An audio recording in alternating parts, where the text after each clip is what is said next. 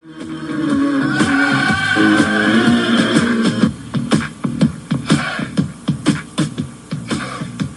everyone, and welcome to the Tuesday night session of Myron Cope on Sports, the celebrating the championship session of Myron Cope on Sports. I'm going to get rid of it real fast. One game involved this afternoon. The Chi Cubbies beat the San Diego Padres 3-2. That game went 13 innings, and enough of that because I got the coach here tonight on the telephone from his office. I'm talking about Scotty Bowman, and he's going to take in a Bucko game tonight with visiting friends from out of town. We hope he can give us a fair amount of time. But good evening to you, Scotty, and congratulations. Thanks a lot, Myron. Well, I'll tell you, the congratulations are heartfelt because if there's anything as amazing as the Penguins sweeping the Bruins and then right back-to-back sweeping the Chi Blackhawks, it's a coach winning his unheard of sixth Stanley Cup championship. So I'm sure that this whole city is extremely happy for you. Well, we're also happy for the way the team has responded. You know, Myron, both years were very similar. A lot of adversity this year, maybe, starting with the loss of Coach Johnson, and but the team really rallied behind, each other, and a couple of moves by Craig Patrick once again to talk about the chemistry of the team is the most important part. You have the erstwhile Penguin players that have been here through a lot of adversity, maybe before even last year. Tom Barrasso, and certainly fellas like Bob Airey and Troy Loney and Phil Bourque. And, you had a nucleus of players that knew what this city was like, and to mold them in with the new ones that Craig was able to bring in, I think that's the main reason this team won, because they've got experienced players, they've got star players, they've got role players, they've got young players coming in and waiting their turn to play, and you got old veterans like Gordy Roberts and Brian Trottier and Joey Mullen mean so much to a team. So it's a well-rounded team. It's a tough team to beat, and that's what they proved. Well, the Hall of Fame coach didn't do a half-bad job of putting them all together either. But, Scotty, for openers, and perhaps on a light note, about, 3 years ago or so, I dubbed Mario Lemieux the Schmoley Levine of hockey. Now, I suppose that leaves you drawing a blank, huh? Well, I know what you're maybe saying. A lot of people didn't give him his full credit, and when you're a star player, you don't get the credit until you win. And Mario said last year he will not accept his career as being satisfactory till he wins a cup. And he got hungry and he won another cup. But Scotty, what I'm talking about, Schmoley Levine is not Rodney Dangerfield. Schmoley Levine, about 40 or so years ago in his time, was a semi-pro basketball player in a league called the Muni League that played at an old barn named the Southside Market House.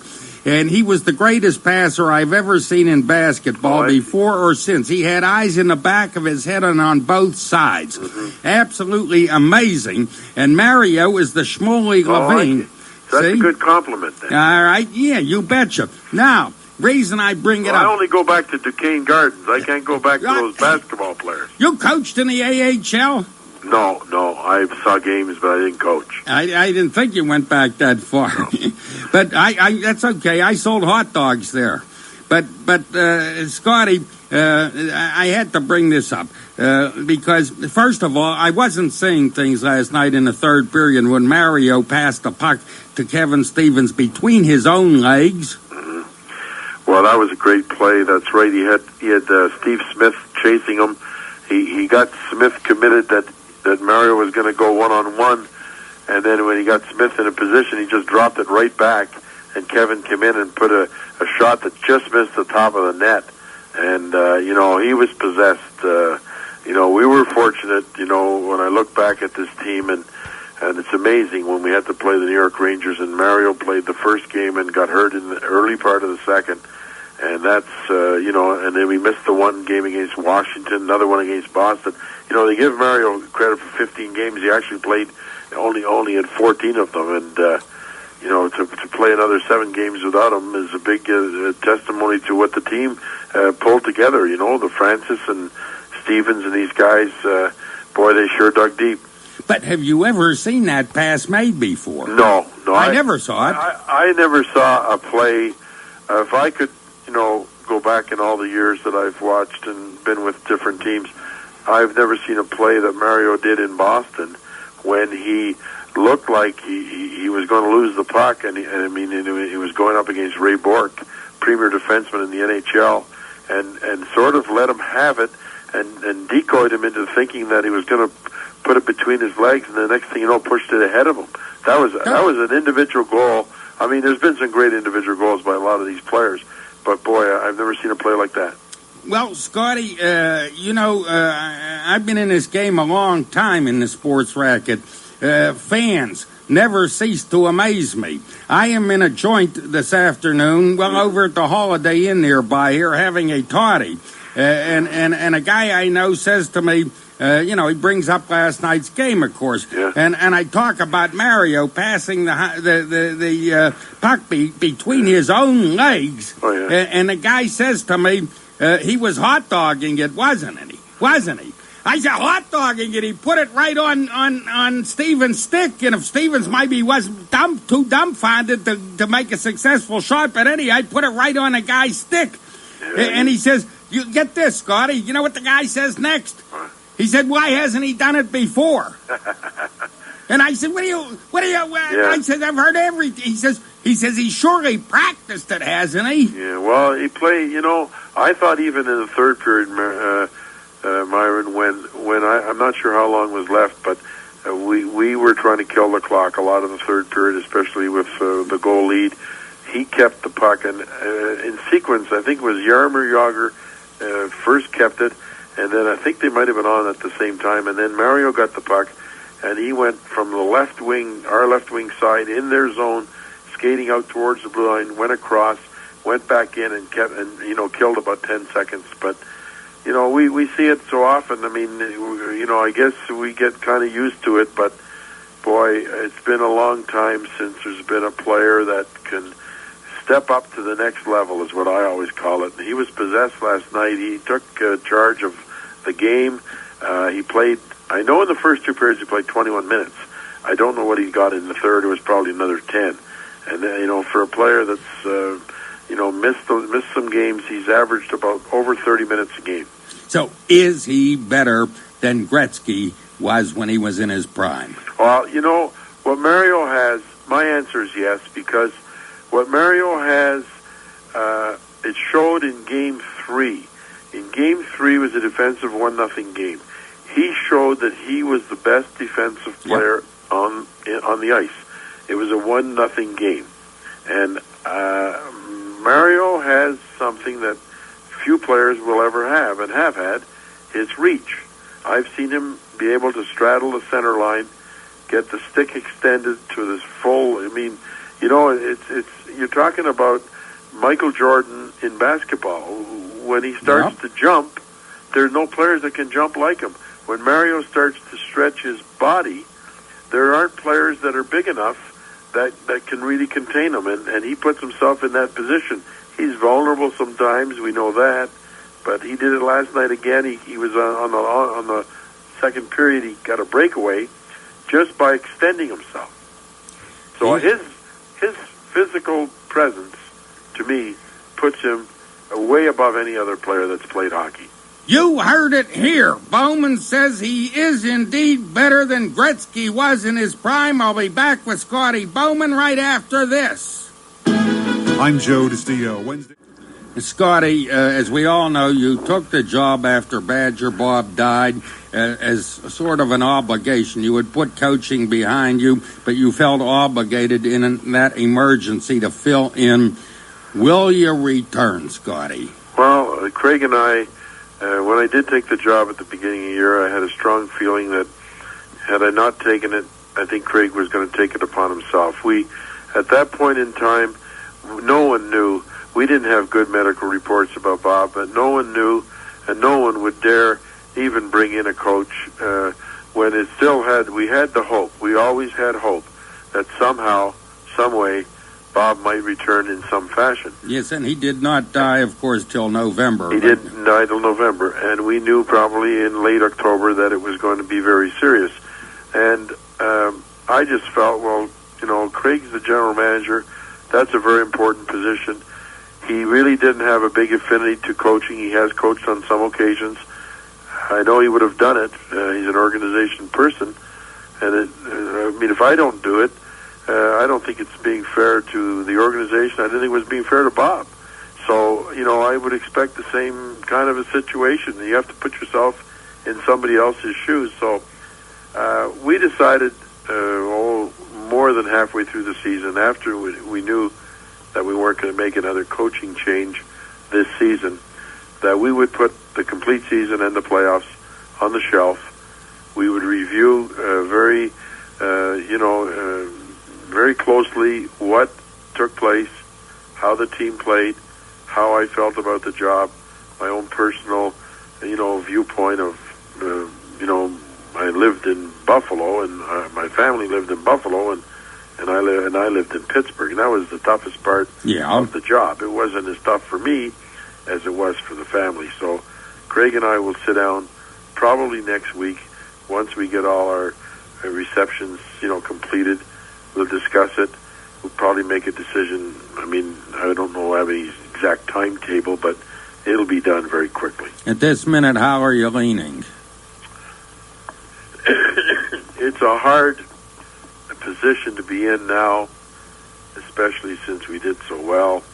The team played so well, but I'm not really. I have a completely open mind. I'm not leaning one way or the other. Okay, now, Scotty, first of all, I do appreciate your taking the time to be with us tonight, and I know you were going with out-of-town friends, I'm told, to the Pirate-Dodgers game. This is a festive day in Pittsburgh, to say the least, and I want to, and for that reason, I want to shut up and give some fans a chance to talk with you, but I must ask you about how much time can you give us? Well, let's field a few questions. Can you go to 7 o'clock?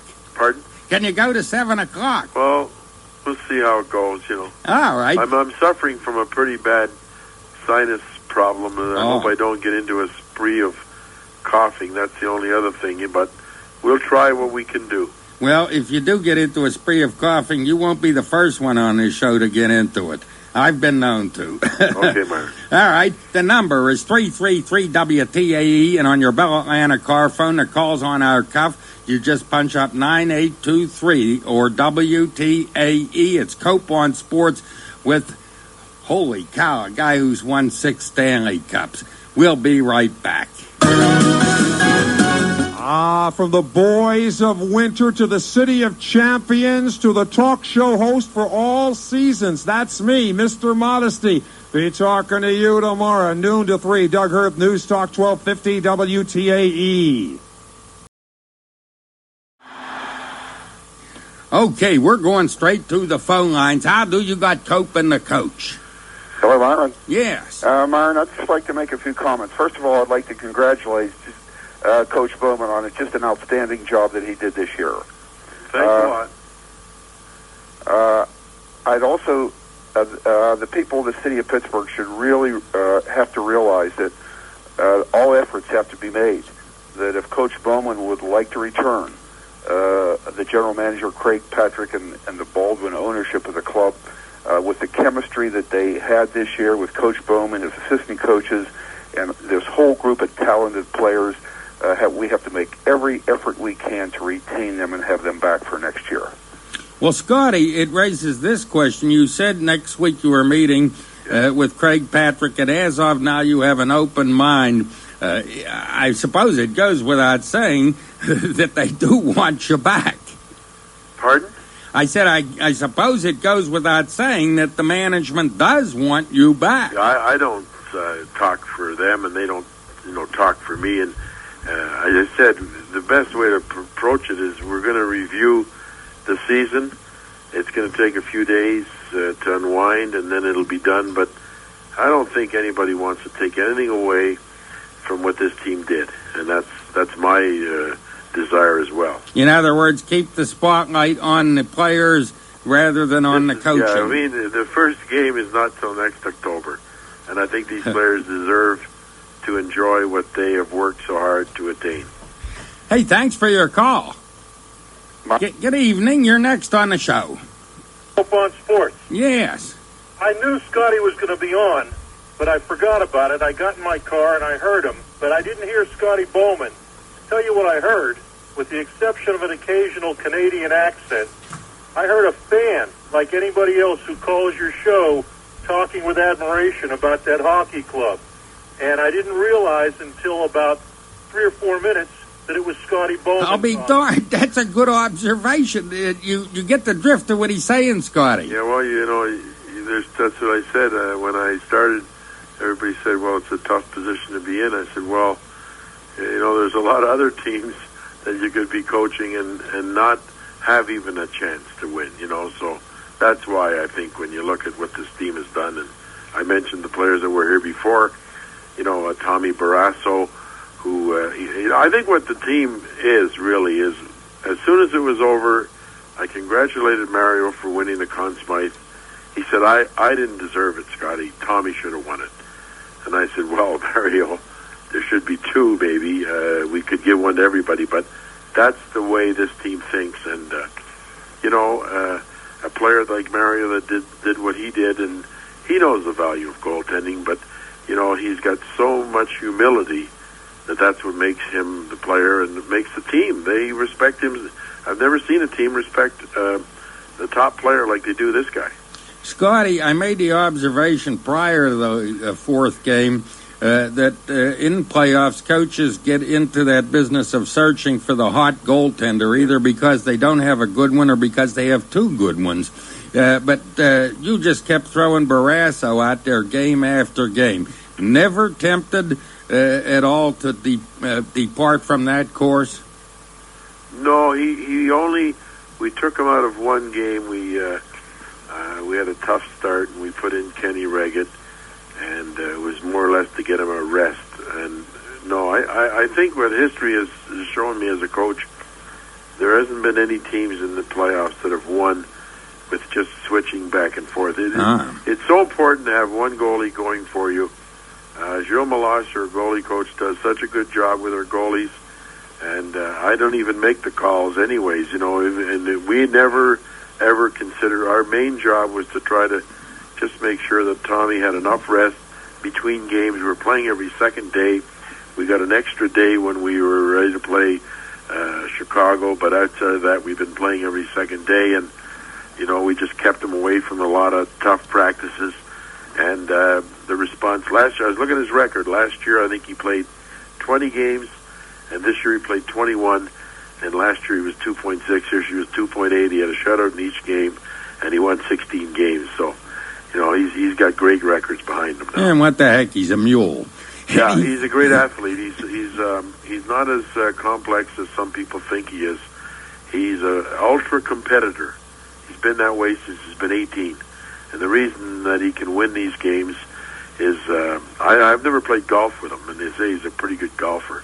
Yeah. And I know one thing, Tommy, if he plays cards, he hates to lose, and that's a trait that has made him as good as he is right now. I think that's his big asset going, is he will do everything to win a hockey game.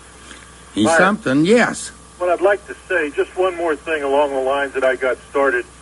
I wouldn't imagine, I know a lot of athletes and coaches in town, and I know a lot of people with a lot of arrogance and self-proclaimed greatness. Scotty Bowman, to me, and I don't know the man except what I see on TV and now what I'm hearing, Myron, I think he's just a Pittsburgh type of guy who should be driving a hack and talking to you about the team and the city, and God bless him, and God bless that team, and God bless Bob Johnson. Yeah, that's the main person we always know. We know he was there last night. We talked about it, and the players there's not a day goes by that something that he has done in his 1 year that he was coach that we don't respond to. So he's made me a better coach, because I know in the 60s and 70s and now we're in the 90s. You know, that positive way that he had. Every day that in the playoffs last year I was with him, and he'd say there wasn't a day that would happen. And I never saw him disheveled, only once when there was some bad comments by a player in the paper, and he was really upset that they had said them about the way that the game had gone the previous night. And I said, Bob, thanks a lot, guys. It wouldn't be in your fashion to go in and worry about that now, because just go in and do it another way. And he did it another way, and the team just kept going. He's a very positive man, and that's what he's helped me the most with, is the power of positive thinking. Well, Scotty, you know, the conversation is so good, but because of the newspaper strike, we're doing updates on the news at the half hour. Yes, so fine. Let's take a quickie break. Here's Alan Bull with the WTAE News. Scotty, before I take the next call, throughout the playoffs, you were celebrated for masterful management of personnel in these playoff games. But going back to the regular season, to an earlier time, there were players sniping at you. They didn't like your methods. At the time, I said, here's a guy who's only won 5 Stanley Cups, has given no signs of being senile. What is wrong with these people?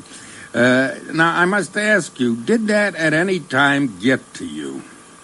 No, the athletes today are different than when I started, and if you don't change with the times, then it's your own fault. So, I've had good conversations with them. I think it's like when you travel with 25 people, whether they're athletes or whatever it is, for 9 months, you're going to have a lot of ups and downs, and there's going to be that kind of thing. But I think when the games were played, I never had the feeling that, once the game started, that they weren't focused to play. I never really had that feeling, and I didn't feel that we had any jakers on the team. And that, to me, is the bottom line. If, our top players, our coach, to me, he just sort of molds the team the way the team is. He doesn't try to mold it the way he thinks it should be. And, the top players, they have to get the most ice time. They have to perform, or you're not going to do well. And, that to me, I was told that a long time ago when I first started coaching, concerned about a player one day, and the manager said to me, look, let's get one thing straight. This guy's not getting traded. So, you better coach him. You got to find a way to get this guy to play. So any coach that says we're losing because so-and-so's hitting 210 and he should be hitting 290, it's really a reflection on yourself.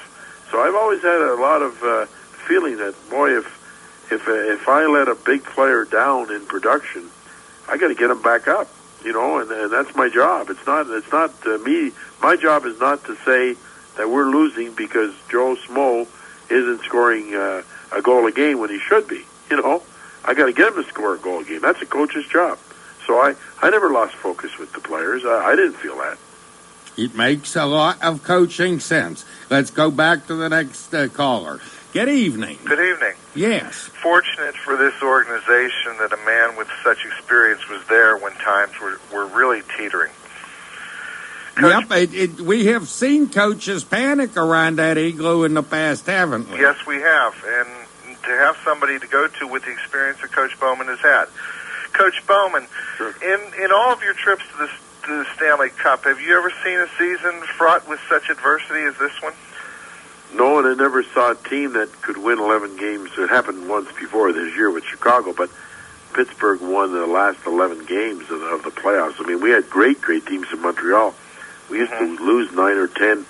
We lost a span of 29 games in 3 years in the regular season, but we never could win 11 straight playoff games. And that, to me, said it all. The way the team, you're right, we had adversity, but I think we had so much, and so much, I wouldn't say turmoil, so much distraction, that we always had a feeling. And, Kevin Stevens always said that, I remember he was saying it in late March, I don't think that Washington or Rangers can beat us in a 7-game series.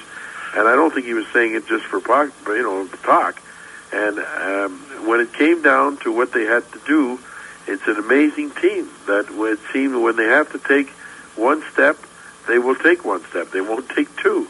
And they just always had that right calculation. And the record's there. They won 11 straight games to win the Cup. They had a lot of distraction, but I don't think there's a person on the team or organization that didn't feel that when everything was back to normal, we're going to have our injuries. We played without Joey Mullen. Yeah. We played without Bobby Yeri. We played without Mario some games, but and we maybe had some games we wanted to get more power plays, but a good team has to play through that. If you're a championship team. Scotty, excuse me, caller. Sure. I must ask this question. You got the sinus hitting you again, huh? Yeah, it's okay. Okay. Scotty, how does this Penguin team compare or rank vis-a-vis your Montreal, your other 5 Cup winners? The league is much more stronger in parity. There are more teams now that have a chance, and that's maybe the reason that teams will lose 25, 35 games and still have a chance to win the Cup. The Pittsburgh Penguins of this last 2 seasons, that the ingredient that not many hockey teams have had has been speed, skill, and size. It seems that if you take the 8 series that the team won in the last 2 seasons of playoffs, it seems that in the later stages of each of the series, whether it was from two of the series, I think went 7 games. There was some couple went 4 and they went 5 and 6. But as the series went on, the opponents looked more tired. The goaltenders wore down on the opponents, and the Pittsburgh team got stronger. And every time they got into a situation where they were up 3 games to 2 or 3 games to nothing or 3-3, they could get that deciding game. They didn't stretch it out. And I think the biggest secret asset the Penguins have is their physical strength. I mean, I've never seen a team that has so many big players, whether they're defensemen or forwards. They're big guys. I mean, well, you seem to be saying this is the best team you've coached. Well, it has contributed and done 16 wins now. As another comparison to the 70s, we have to win 12. This system of playoff hockey is, and Bob put it very well, it's a 2-month endurance test. You have to endure, and you have to last the 2 months. But for crying out loud, can I pin you down? You can't compare apples and oranges. Well, shut up, caller. I got him halfway pinned down. I'll answer the question this way. Here's the way I always answer those questions. Until a team can win as many as another team, I don't think you can say at that point in time that it is a better team. It has a chance to be a better team. And, you know, the team I had in Montreal won 4 straight Cups. This team has already won 2. And it hasn't played, hasn't lost any, because they missed the playoffs before Craig Patrick even got here. So, you know, who knows what the future holds. I mean, times change in the league. Free agency. We saw that happen this year in other sports. That's a big factor to me, is how this team can be. I know how it was assembled, because it was assembled under the strategy of Craig Patrick. Now, and a lot of things aren't in the manager's hands sometimes, because economics, we see with baseball now with the Pirates, and this is a tough chore, and I'm amazed that this team was able to come through and operate a victorious season, and yet still be a good business. I'll leave you on this point. Your years in Montreal, you had a strong anchor in Ken Dryden, and the teams in Pittsburgh have a strong anchor with Tom Barrasso. Second that right to the big goalies that play big. Hey, thanks for your call. Thank you. It's Myron Cope on Sports with Scotty Bowman. We'll be right back. Dairy Queen, while supplies last. Scotty, I'm curious about something. Throughout this show, you have referred to the Penguins as they or as Pittsburgh. When you spoke briefly of your Montreal clubs, you referred to them as we. Well, I guess you're talking in riddles, but I was so long in Montreal. I guess that's the reason. 8 years, but feel a big part of Pittsburgh because I was out of the game for 3 years, and it was only because of Craig Patrick that I came back in. I'm going to go. Yeah, hello, you there? Yep. Oh. But there's somebody just leaving. No, so that's the way I look at it. Yeah, well, I guess that was the thing, and perhaps after you've won your 7th and perhaps 8th Stanley Cup here, it'll become we. Hey, stick around and get so far ahead of them all that nobody will ever be able to catch you. Oh, well, it's something that has to be addressed, but I'm not thinking about that right now. Okay. Good evening. You got Scotty and Cope. Hi, Myron. This is Point Park here, but I guess that doesn't matter. First of all, I want to congratulate, I want to just thank Scotty Bowman and the rest of the Penguins for giving us Pittsburghers here just a tremendous amount of pride and happiness here with the Pittsburgh Penguins winning 2 straight Stanley Cups. Hey, all I can really say is thanks a lot, and we appreciate it. I also want to say to Scotty Bowman that, yes, please stick around because for years the Penguins were just looking for that right coach. We found it with Bob Johnson, but of course tragedy happened. And now I think we probably have it in Scotty Bowman because, Scotty, you know how to win. There's no debating that at all. And I think with the high class of talent that the Penguins have, they often need a great coach that knows how to win. That might have been a problem of previous coaches, but that's, again, we don't want to mess around with the bad memories of the past. We have the good memories of the present and the future coming up. And I really think that the Penguins would be in their best interest for the future if you could see it in your heart to stay around. I'd also like to ask you a little question, Coach Bowman, about Tom Barrasso. I've been a Tom Barrasso fan since you were coaching him in Buffalo. He's been my favorite goaltender for a long, long time. What's the question? Well, I would like to ask you if you thought perhaps that I would say, what kind of an impact, I guess the question would be, could there have any other goaltender have come through, do you think, like Barrasso did in these playoffs? I know that in previous years when he was with the Sabres, a lot of people would say that he wasn't such a hot goalie in the playoffs. Now, of course, that's been tremendously reversed. I happen to think he is one of the elite goaltenders in the NHL. Please state the question. Okay, just how big of a factor do you think Barrasso had? Could the Penguins have won this with any other goaltender? All right, that's a fair question.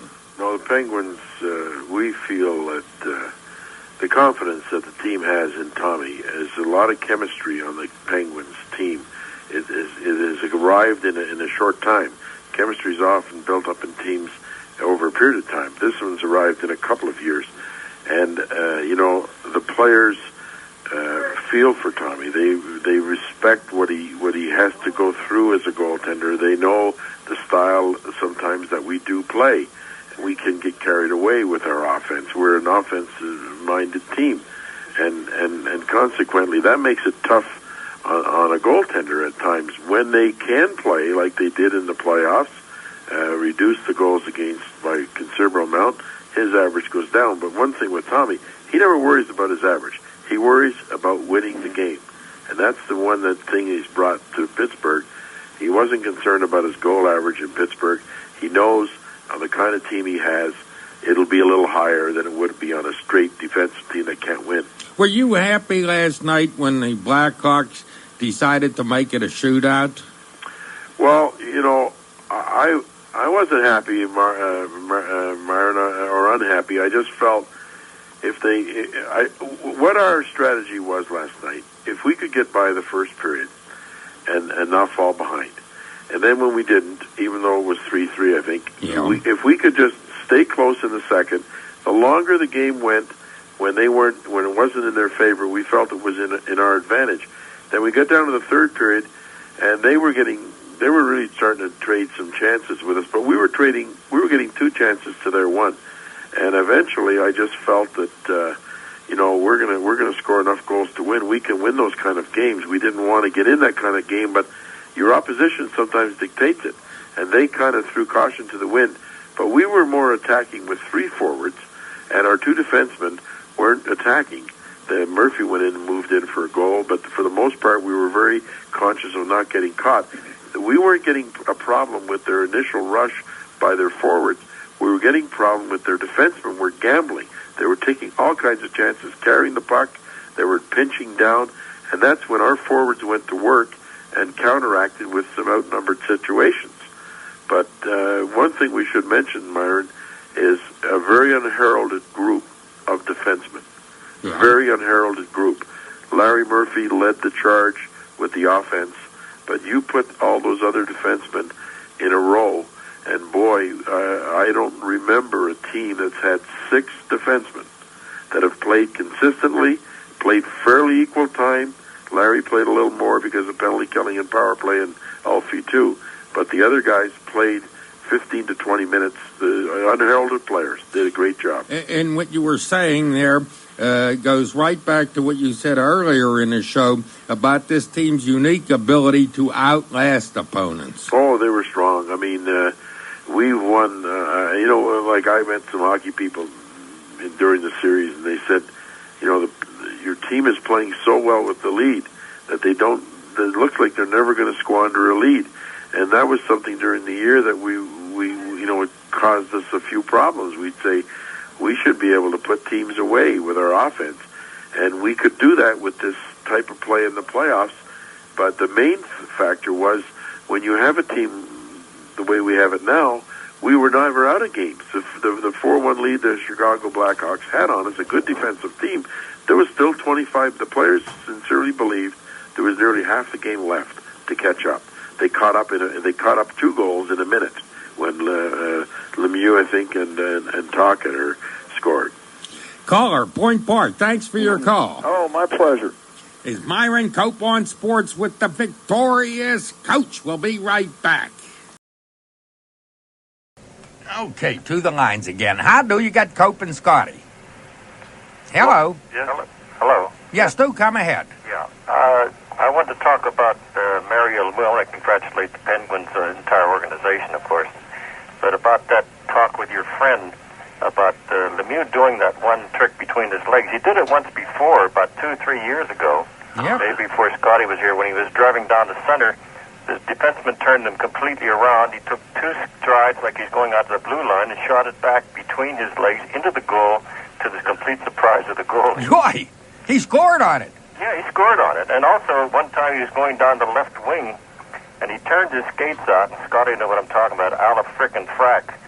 And he leaned outward. The defenseman took the bite. When he took the bite, Lemieux leaned in, straightened out his skates, and then digged the goalie. Yeah, we're fortunate because, that kind of play also, I see it in other players now. I see a Jaromir Jagr doing moves that we didn't see them a year ago, but we see them now. He's been, he works on it in practice. I saw a goal last night, maybe come unnoticed to most of the people, Ronnie Francis, who, we can't say enough about what Ronnie Francis did for this team. And he's so underrated. But he came down 2-on-1, and he is such an intelligent player. He felt that Hasek was playing for the pass, and we had a lot of different plays last night that we had of outnumbered situations. He looked over at Sean McEachran as if he was going to pass it, and he drilled it right by the short side. He just drilled a bullet, and that ended up to be the cup-winning goal. It's ironical, Myron, that the 2 players we got 3 actually, because Grant Jennings was the third, and he didn't play much in this series, but he helped during the season. Last year, Ulf Samuelsson got the first goal in the cup-winning 8-0 game, which is registered in the league as the cup-winning goal. And last night, Ronnie Francis, he got the 6th goal. So the 2 players that they got a year ago both contributed to the cup-winning goals. An overlooked item for sure. Yeah, and we can't also. This team amazes me because Kevin Stevens this year scored 67 goals. We take that as if it's just another day at the office. But Kevin Stevens scored 13 goals in the playoffs again this year, 17 last year. And then when you look at Rick Tocchet, he missed about 6 or 7 games, and he still come up, I think, with 19 or 20 points. And boy, when you go through all the names of all the players, you always forget something. And I guess the one I'd want to mention, because I'm going to have to go soon. Yeah, we're running out of time. Brian Trottier, how he found the way last night. He had a very, very severely pulled groin. He did not play the last 5 minutes of the 1-0 shutout, and we were just desperate that could you not try to get it. He couldn't go another minute. He pulled his groin. He was getting all the draws, and he pulled it late in the third period of the 1-0 game. He worked on that leg. He and our training staff, they worked on that leg until game time. He wasn't going to miss that game. Bob Airey was not going to miss that game. He said, I'll give you as many shifts as I can. He gave up about 5 or 6. And same with Gordy Roberts. Gordy Roberts didn't play in the third period.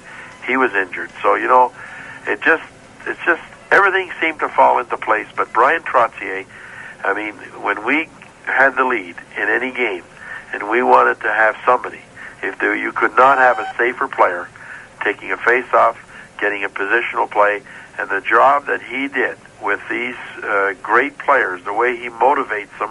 He's a roommate of Kevin Stevens. I give him a lot of, Kevin will say the same thing. Brian is a winner. And I mean, I'm so happy that he came to Pittsburgh, because that's a player that we haven't often talked about, a Mullen or a Trottier, and they just fit the puzzle that Craig has put together. Scotty and dear caller, I am fresh out of time. Scotty, I am much obliged. You're going down there to the Pirate game. They're in their worst skid since, in 2 years. So some of your success and good fortune, rub it off on me. I got a tough situation, because I like the Pirates. And my favorite team used to be the Brooklyn Dodgers, because their farm team was the Montreal Royals. And I was there when Robinson started. So the Dodgers are there. But when they moved to Los Angeles, I dropped them. And I'm not a Dodger fan. I don't worry if they win or lose anymore. I used to when they were, before they moved. Hey, Scotty, I guess we're about into a minute or two into Alan Bull's time on the news. Okay. In an hour or two, I will tell people how Alan almost got murdered last week in Brazil, and it's a true story. But have a great night at the ball yard, and again, we hope you're staying around. Okay, Myron. Bye now. Bye. Here's Scotty Bowman with 6 Stanley Cup championships. On to the news, and I'll be right back with hour 2. This is News Talk 1250, WTAE, Pittsburgh. Good evening. I'm Alan Bowl with WTAE Radio News at 7:01. 4 people aboard a Pennsylvania